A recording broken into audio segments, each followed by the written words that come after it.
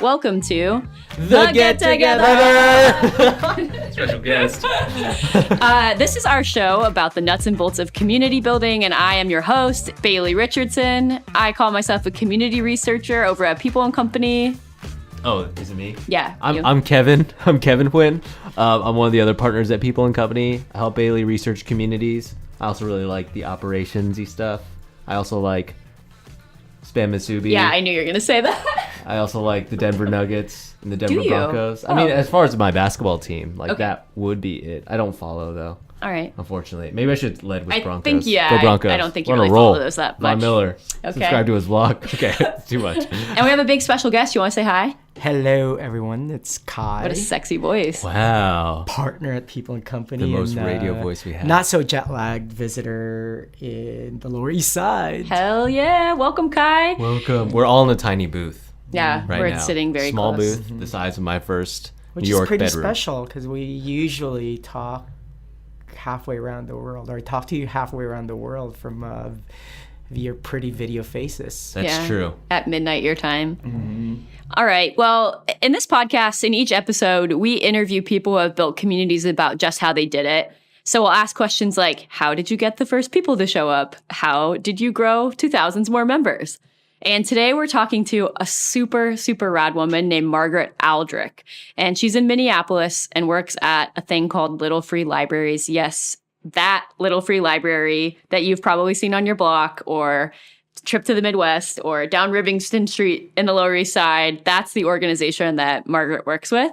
There are 75,000 registered Little Free Libraries. That's just registered, 75,000 in 88 countries worldwide. We're talking about Sudan, Qatar, which I mispronounce all the time. Qatar. Yeah, Qatar. And tens of millions of books, they estimate, are exchanged each year through these little libraries, thanks to people who they call stewards, who are the ones that raise their hand and ask to put one of these libraries up in their communities. What a perfect name, Stewards. I know. I don't know if a ton of thought went into it, but whoever made that decision, A+ decision. Yeah, well, they're worth Great people. community demonym. And definitely a ton of thought should go into it. Not Yeah. a lot of people do. Yeah, absolutely. I totally agree. I wanted to ask her about that, but we didn't, so sorry. So today's episode is very special to us because, number one, little libraries are rad. And number two, as we said, Kai is here. So good to be here. So good to be here. So Thank good. you very much. Yeah, this guy lives in Singapore. He's our international growth master, and he got to sit in on us with this interview, which is special for us. So, Kai, what stood out to you in this interview with Margaret? Yeah, Kai. 88 countries. I've worked on multiple, tech products that have tried to go global. Some successfully, like, Bailey, you and I were at Instagram and I was at Facebook, and some not so successfully. And just an organization, that started in, the Midwest. They're in 88 countries, Sudan, Korea, it's crazy. And that really blew my mind. And we did ask her how they did it. And I found that answer pretty fascinating. Yeah, we always say the first community action should be three things, or a community action should be three things. Purposeful, it has a reason why you're doing it. And here I think books, reading is their purpose. Participatory, people get to shape it. It's not just sitting back and listening. They get to add value. And then repeatable. You can do it over and over and over again. The template's kind of simple. It's not super complicated. And I think that when you do something like that, it has the potential, without a ton of complexity or organizational requirements, to go to 88 countries and 75,000 people. But those ideas aren't super easy, and this is definitely something, that guy's idea, Todd's idea to just take a piece of a door and put a library together. It's actually, it's a beautiful insight. Yeah, I think Margaret says on the interview, it's one of those concepts that you just get. And I love these simple concepts. Like, if there are folks that love working on, like edge tech, whatever, like that are working on like technology at the bleeding edge of everything. I'm on the opposite end. I'm trying to do magnificent things with like the stuff you find in a cupboard, or like, is people in one room that speak it, you know, with a slightly different format, and it just spreads everywhere. And to me, that stuff is so special and shows that you don't. Obviously, there's a place for, you know, technology and where you can really push things, but I think we can do so much. We're just kind of reorienting, you know, the things that we have or the interactions that we usually have. And one of those ideas could be setting out a tiny home in front of your home that has books in it that people can take or contribute. Yeah, absolutely. All right, well, let's dig into it. Margaret, what's the word? Tell us. So the origin story of Little Free Library is pretty amazing, I think. It began by this guy named Todd Bol in Hudson, Wisconsin. Todd's mother had passed away, and he was searching for a way to honor her memory. And so Todd, he built this little wooden one-room schoolhouse box to honor her history as an educator, and he filled it with books. He put it on a post in his front yard, and that was the very first Little Free Library. Do you know where the idea came from? It's a really interesting thing to do. Todd said, like, he had this old wooden garage door in his workshop that he was trying to think of something to do with. And he'd been thinking about his mom, and because she loved reading and she, you know, used to tutor kids at their kitchen table, he associated her with books. So, you know, it certainly wasn't the first time that people have shared books in different ways. You know, we've seen, you know, for decades at coffee houses, you might have a little book trade spot. But this is the first time that it had been placed in a front yard on a post, and with neighbors invited to stop by and trade books and share conversation. And when Todd saw how his community reacted to this Little Free Library, you know, he would always say they would come up to it and talk about it like it was a little puppy, like, oh, how cute, we love this. And they would, you know, and they would linger and they would talk and have conversation and come back and bring their own books to share. You know, he just saw how it became this little hub of neighborliness. And he really wanted to share that with the rest of the world. I didn't realize this until I started looking into you guys. I've definitely bumped into them out in the world. There's one on Rivington Street. We're in the Lower East Side, and I actually walk by one 2-3 blocks from here that's really interesting looking. Like, they're not all kind of the exact same, but I didn't realize that you guys have 75,000 registered libraries in 88 Yeah. now. Wow. So can you that's tell us a little bit about how, at what point did more of them start to pop up? How did that happen? Well, it happened in a couple different ways. You know, first, it was really word of mouth, and it was Todd giving away Little Free Libraries. So he kind of partnered with a guy called Rick Brooks, and they would give away Little Free Libraries in Madison, Wisconsin, and also in Minneapolis, Minnesota. So how did that work? Kind did of people find his email or something and how did they get in touch with him? How did he figure out who wanted them? You know, at first they would contact people saying, hey, we're testing out this new idea. We think you would really love it. And they would place them that way. But then once people started to see them, they would get in touch with Todd and say, oh, I would love one of those for my neighborhood. So at first it was kind of this planting seeds and then seeing what grew. And really what accelerated it was media. There were a few radio interviews that Todd and Rick did, and that certainly got people interested. People would travel to Minneapolis, see them, and then when they would go home, they would say, oh, I saw this great idea, this Little Free Library. And then they would start one back where they came from. And then once social media came into it, that opened up a whole new world. Well, Little Free Libraries, they're so visually interesting. There really aren't there aren't any limits to what a Little Free Library can look like. Yes, there's an R2D2 one. Yeah, can you tell me about some of the really strange ones and where they are? Because I didn't realize that. And you do a Google image search of Little Free Library and you're in for a treat. There are some really things out there. Yeah, like what are some of the ones that you've seen that you think are really special? I love kind of maybe a cousin of the R2D2 one. There's a red robot that I really love. There's a life-size replica of Doctor Who's TARDIS So it looks like a, Wow. police box. Mm. There are little free libraries that look like, roosters, cats, rocket ships, Victorian mansions, log Yes. cabins, Yes. Yes. castles, submarines. There's a yellow submarine that I really love. There really aren't any limits to what a little free library can look like. Yeah. And that's really been part of how the movement accelerated, was through people sharing photos on social media. If you go to our Instagram, it's just amazing to see the creativity that goes into these little boxes of books. One of the things too that I think is kind of crucial, that seems maybe simple, but not necessarily obvious, is that they're marketing material type pieces of paper and information that you give anyone who becomes a steward.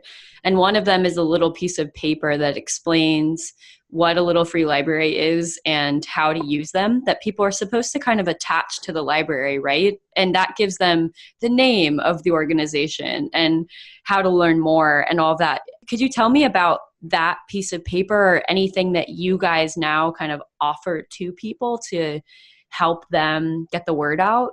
Sure. Yeah. So when people register, if you build your own little free library, which probably 70% of people do, and you register that with littlefreelibrary.org, then you get a charter sign with a unique number that you can put on your little free library.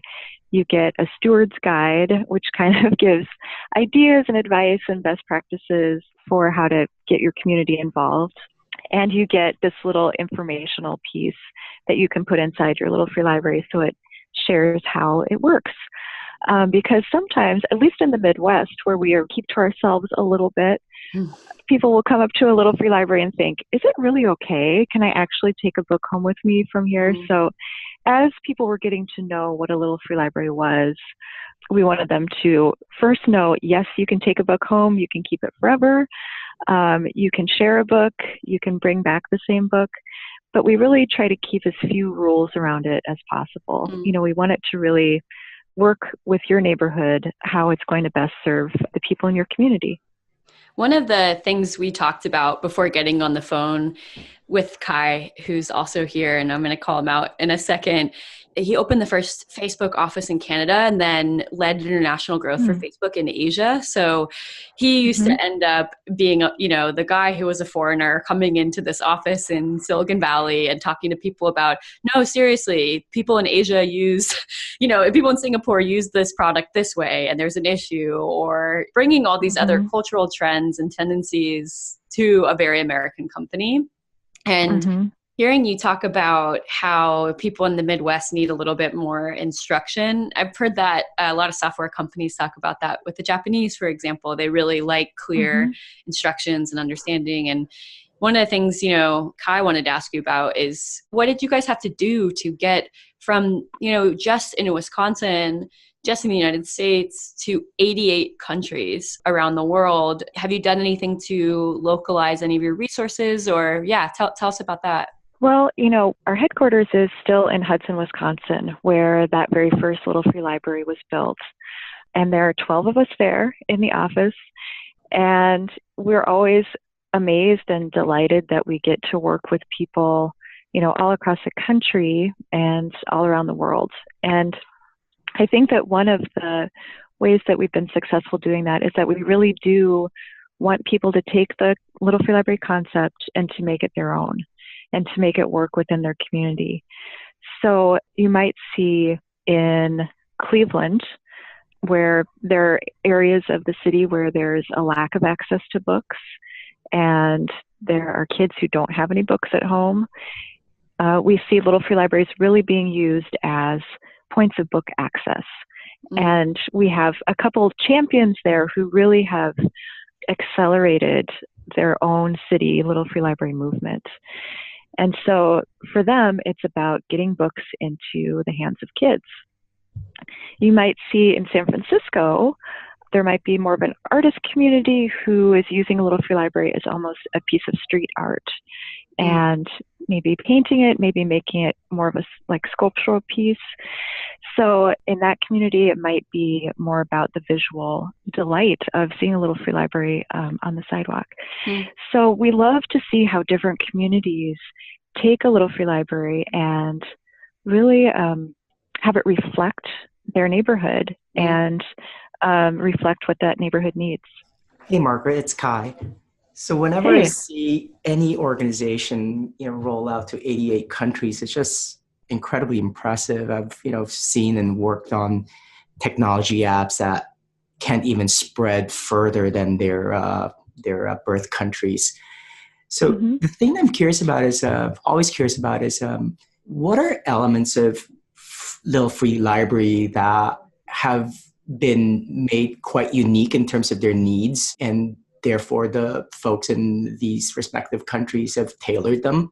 What have you heard where they've really not distorted, but kind of really localized Little Free Library? And then a follow-up question is, what remains true and universal, which I think is far more important when you're bringing something global? It's the universal elements that have really helped the Little Free Library movement spread to 88 countries. And those universal elements are this need and desire to connect with other people. I think that's really key. And wanting to share this love of reading. So, for example, in South Korea, I was talking with the guy who started the very first Little Free Library in South Korea. And I was like, how did you hear about this concept of a Little Free Library? And for him, he was on the internet. He was kind of bored. And he, for some reason, Googled the word library and got to the Little Free Library page. Yeah. Wow, you guys have good SEO. I don't know how long he was scrolling through, but he had never heard of this concept. But when he saw really photos of people in their Little Free Libraries, he just thought this was such a cool idea. And he personally loved books.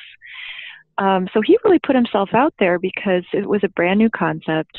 When he put out his Little Free Library, it was quite unsuccessful for the first couple of weeks. And he really had success? Is it just people coming to the library? People using it. Yeah, people using it. So books being traded, books coming and going. So he really had to educate the people in his neighborhood with, signage and of how it works. But eventually everybody got the hang of it and fell in love with it. And he started 2 more Little Free Libraries. So I think people everywhere want to get to know their neighbors and feel like they live in a community that cares. And this is, one way to do that. One of the things that I think a lot of people who have worked with a really passionate community see is that a small group of fanatics tend to do a big percentage of the work. And I wonder, hearing you say that this man, brought the first one to Korea and he's opened a couple more, do you have sort of superstar stewards, like people that have started, a bunch of libraries or are big organizers in their countries? Is that common, or are people pretty consistent in their sort of contribution to the community and to Little Free Library? Every steward is really special to us. And I know it does take a bit of bravery to put up a Little Free Library. When I put up mine before I was with the organization, and I was researching my book, I want to ask you about this later, but you wrote a book about the Little Free Library movement, which you can buy on Amazon. But before you worked with Little Free Library? Right. I mean, I was a journalist and wrote this book and was just in love with the Little Free Library movement. So, but I know when I put up my Little Free Library, it was almost like you feel like you're throwing a party and you're wondering if anybody's going to come. So we've thrown parties that no one comes to. I mean, it happens. It happens. You know what I'm talking about. But literally within 5 minutes of putting up the Little Free Library, I was meeting neighbors I had never spoken with before. It really was true that happens. So we certainly think that every Little Free Library steward is awesome. And we do also have these super stewards who activate mini movements within their own communities. So, for example, in Cleveland, it's a woman named Margaret Bernstein who Hi, Margaret. activated. You rock. Yes. Hi, Margaret. You do rock. Margaret. I think there are around 400 little free libraries in Cleveland now, largely due to her enthusiasm. Wow. In Lake Worth, Florida, which is not a big community, they have more than 100 little free libraries, and each one is painted by a local artist, and they're really awesome. beautiful.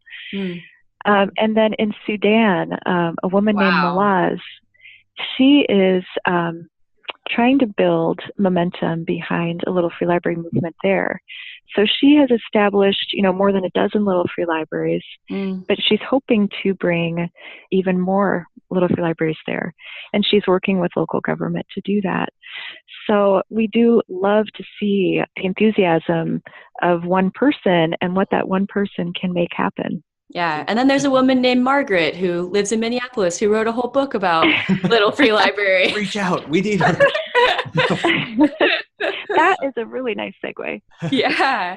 Do stewards, are they connecting across geographies to share ideas for how best to launch a Little Free Library or just share creative things that they're doing? Like, is that cross locale communication happening? Because I've seen in some communities that it's just more of a local thing. You might have a global reach, but it's less of the dots really do connect on the local level because that's where, the most meaning happens. What do you see at Little Free Library? Yeah, we definitely encourage communication between stewards.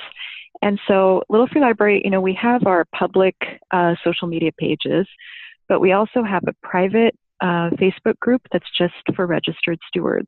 And so that's where our stewards get together and they share photos of what they're doing at their Little Free Library. They're sharing ideas. They're sharing problems and challenges they're having. Right now we're seeing a lot of people decorating their Little Free Libraries for the holidays. So lighting up their Little Free Libraries. Yes. But they are full of such great ideas. Often all of us at the Little Free Library organization are learning from them, asking them questions. What would you like to see? What would you like for us to be doing? And so they've been a great resource to us in building the movement because they're our experts. So can I dig into some of these resources that you provide? Like, to me, this is one of my favorite topics when it comes to community. Like, what is the support that an organizer or a headquarter provides to help the stewards do their thing? And then over time, like, how does that evolve? Like, what do you learn from stewards that then you try to reflect back out? So what are some of the most, important types of resources or support that you provide stewards that seems to really help them get off the ground and have a successful little library? Well, the first point of contact when they get their Little Free Library is the Steward's Guide. And so with that, we give them ideas for having a grand opening for your Little Free Library, how to get the community involved, how to get books if you need them, different ways to get free or reduced cost books. So there is a lot of good information in that. And that really kicks off their relationship with us. And we feel like they're part of our family and we want them to feel that way too. We have an awesome customer service person named Kimberly at our office, and she is talking with stewards all day long. And that's really, really wonderful. She is amazing. So those are some of the touch points that we, start off with. What are some of the things you discuss? Like what's really, what are the biggest problems or challenges that a new steward faces? It can be really basic things at the beginning, like how high should my Little Free Library be? How do I get people to use my Little Free Library? What kinds of books do you think I should include in my Little Free Library? So a lot of times it's those basic, I'm just starting to dip my toe into this pond and I want to make sure that I'm doing things right. Some of those kinds of questions. But as I mentioned before, we really don't want to put a lot of rules on people, but we do want to just be there for them as they're, starting this new adventure. So there are kind of basic questions like that. People ask us initially, will all the books get stolen when I put them out there? And that's a philosophical question of, well, can something free be stolen? Is it stolen, or is it there's just a voracious reader who really loves free books? But we have heard of cases where their whole stash of books will be cleared out in one fell swoop. So, we get that question. Hmm. We get questions about, will my little free library be vandalized and what do I do? You'd be surprised that it's a small percentage of reports that we hear of vandalism. But we do, give advice about that. Often if your little free library is in a well-lit spot and well-maintained and you let your neighbors know that this is their resource too, those are things that we share with stewards so they keep their little free library safe. So we do hear a lot of those initial questions of, what do I do if, and what if this happens, and that kind of thing. So we try to be there for our stewards in every way we can. And another resource that we offer for folks who feel like they can't afford to get a little free library started is we have a program called the Impact Library Program. And that's something that people can fill out an application, and we give away little free libraries at no cost. So that's a resource that we offer for people so that everybody who wants a little free library, we want them to be able to get one. It's Kai, and I'm curious about whenever we talk about communities and how it's growing, we tend to talk about all these new folks that join in. But I'm curious about those who've stayed, right? How long, what's the longest or oldest library that you're aware of? How often do new stewards come in and you may not hear from them again? That's a good question. Well, the first library was built in 2009, and they started planting other little free libraries in 2010. So, we'll see little free libraries in Madison, Wisconsin, or Minneapolis that have been around since 2010 and that are still being used. They might need another coat of paint by now, but they're still active.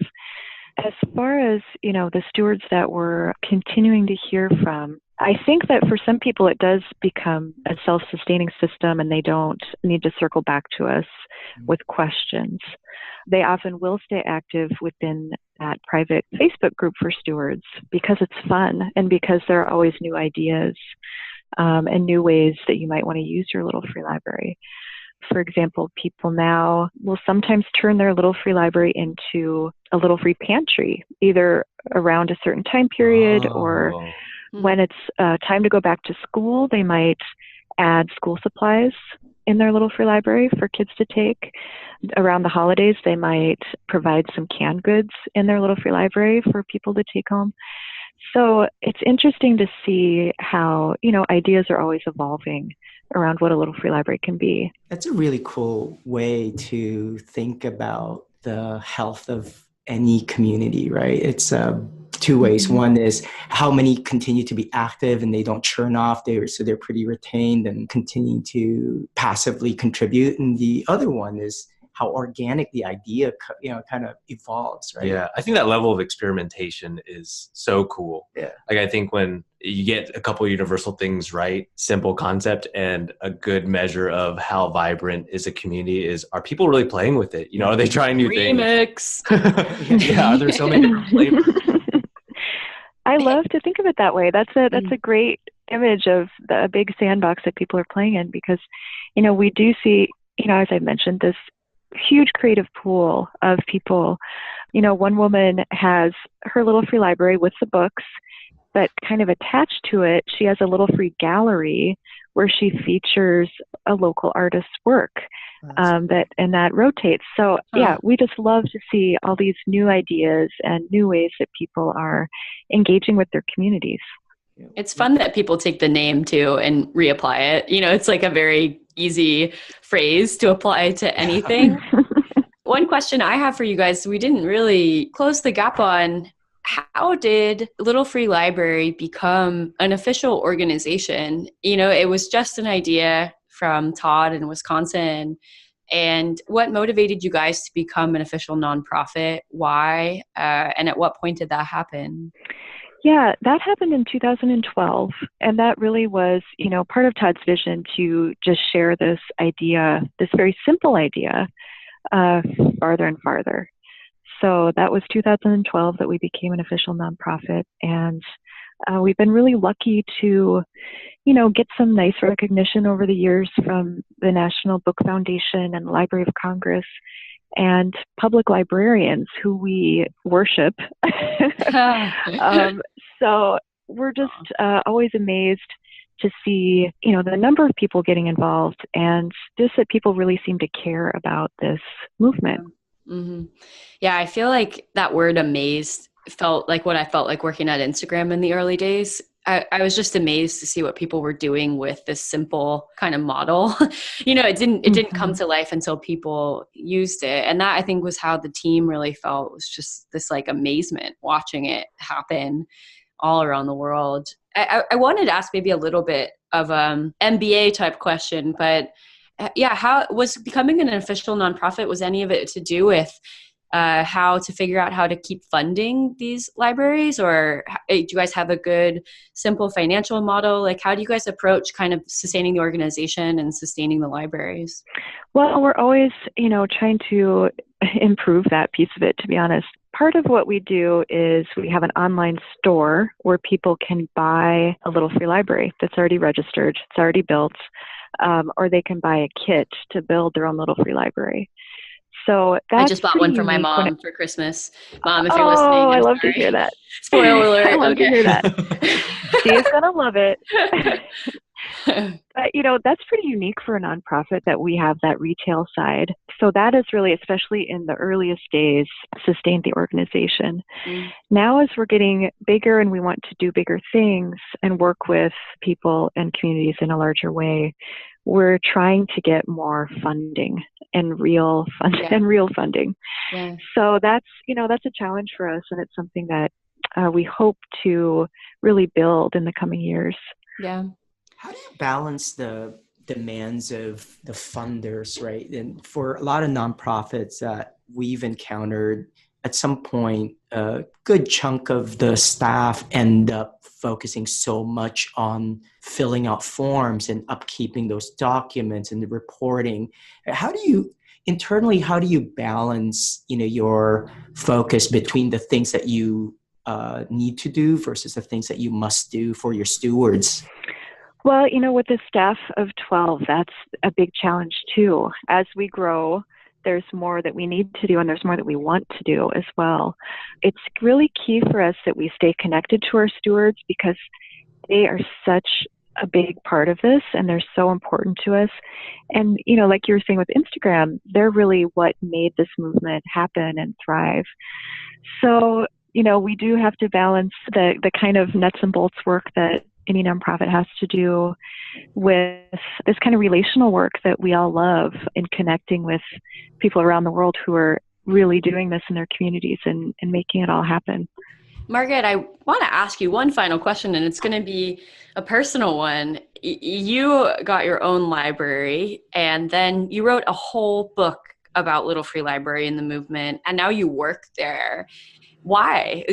What about Little Free Libraries drew you in? What about it makes you so passionate? Well, first and foremost, I love books, and my background is in book publishing and journalism. And when I saw my first Little Free Library, I just fell in love. It's one of those things where you get it right away, that here's this little box of books. I can take one, I can give one. And it's just something that you can immediately connect with. As an introvert, I didn't know if I would be a good Little Free Library steward. And then I discovered that it works for anybody. It's a great icebreaker. It's an easy way to connect with the people in your community. And you can be as outgoing or as kind of insular as you want, but it's still a really wonderful thing. So, working on the book, I just enjoyed talking with people across the country and around the world who are using Little Free Libraries where they live, and finding out the unique ways they use it, but also the universal appeal from person to person and country to country. So that was a real treat to get to speak with so many different Little Free Library stewards.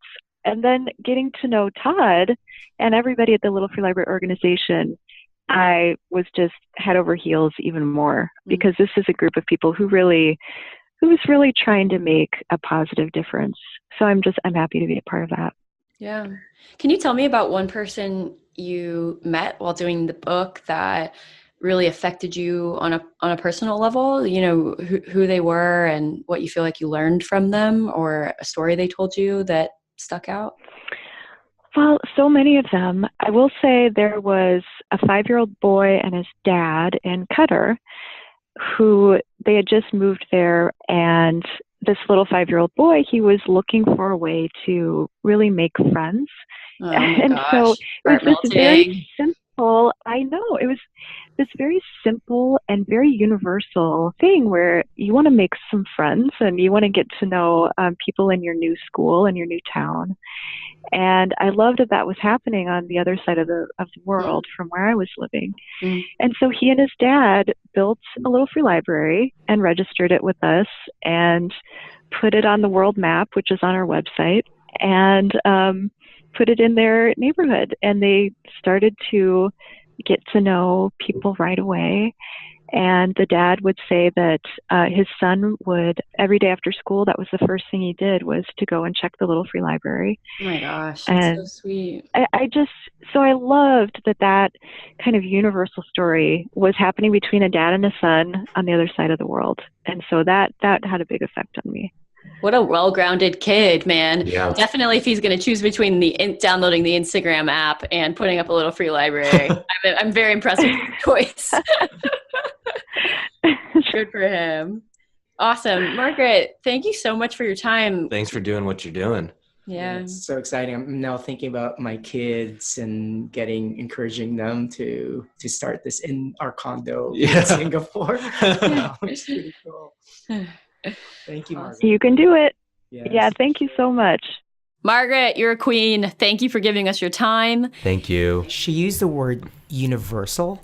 So my experience with international growth is, so during when we were at Facebook, and there'll be folks flying in from all over the world. These are international growth folks, and I noticed that their first few visits, they always bring in insights that are uniquely cultural, right? Like uniquely local to them. And their presentation always starts with, in X country, we do Y differently. And this is why the engineers or the folks in headquarters should build something unique for my market.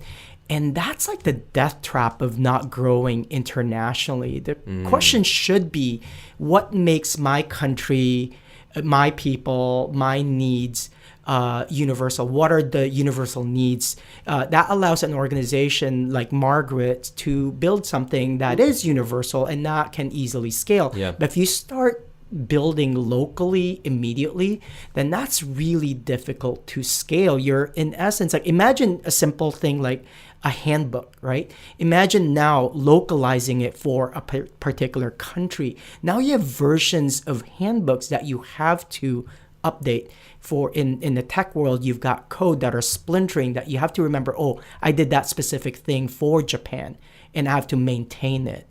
And so I love that word that she used, which is universal. She didn't even go to the differences. She went immediately to what makes free library a universal thing. Yeah. It's related to repeatable, which what you said. It's not, I think there's one element that's like, this is repeatable time-wise, like you can do this again, but is it easily repeatable? Like, in many places. Yeah. And it doesn't depend so, heavily on like exactly what I can do at this point in time where I am. Yeah, absolutely. For everybody listening, like I said, spoiler alert, bought my mom one. We're all scheming about how we can get one in Singapore, Kevin's place in Sunset Park, my house in pulley in Brooklyn. Sunset Wait, okay, before we get into this, my question to the team great. is, if and when you create a dream free little library, what does yours look like?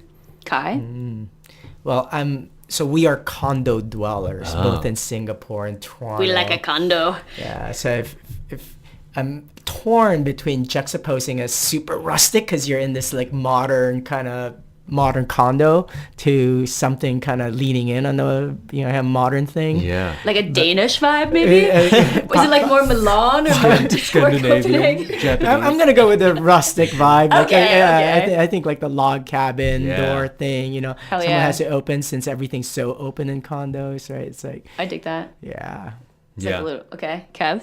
Ocean theme. Sorry, I didn't add it. I like the ocean theme. I also mine. I want it to be like a surfer in a barrel, and you have to like somehow like open the surfer's mouth or something. Like I'm talking big. I don't know, or something else that actually has a door. But I just think the ocean, or like a giant mola, which is my favorite fish. The mouth you reach in. The mouth. This fish, you have to Google it. It's so strange, but the mouth is always open. Shout out to Mola Fan Club. Mola Fan Club, my real like passion. Is it at Mola Fan Club? I think so. It is. Check it out. What's your Instagram? Yes, it is. It is. Yes. But anyway, this poor fish can't close its mouth, so probably be like reach in the mouth of the mola. Yeah. I think I want mine to look like a favorite establishment from my youth, like a small Chuck E. Cheese's. You know? Yes. You open that up, and then like there are books there, but it's like it reminds you of that time. Chuck E. Cheese. That's a genius idea. And does it play 90s R&B?